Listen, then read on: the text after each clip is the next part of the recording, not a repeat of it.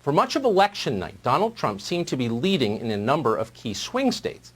Then early Wednesday morning, he began to fall behind. That trend continued, more or less, for several days. On Saturday, the media declared Joe Biden the president-elect.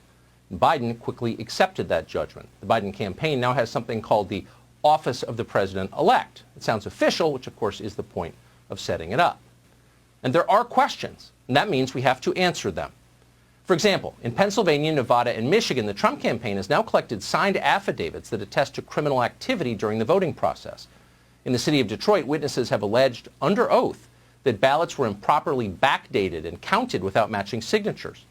One poll watcher alleges that 40,000 late unsealed absentee ballots were counted orally, and all of them went for Democrats. In the state of Nevada, 8 whistleblowers from within the Nevada Election Department say they witnessed voter fraud abetted by other election officials and by their supervisors. According to one affidavit, a poll worker saw people bringing handfuls of ballots to a Biden-Harris campaign van. Those ballots were then filled out at the van, placed in return envelopes. Eventually, Biden supporters formed a wall to block outsiders from seeing what they were doing. Meanwhile, according to voting records, people who were not even alive still somehow managed to vote on Tuesday. In New York, deceased voters cast absentee ballots. On October 9th in Nevada, a man called Fred Stokes Jr. mailed in his vote. The only problem was Fred Stokes Jr. died 3 years ago at the age of 92. The Republican Party of Nevada says it is aware of hundreds of other potential cases of dead people casting ballots. In Pennsylvania, records show turnout from several people who were born in the 19th century. They apparently rose from their graves to vote. Now, all of that is real. We spent all weekend checking it.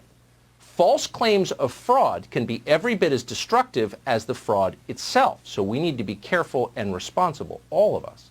But what we just told you is true, and there's more of it.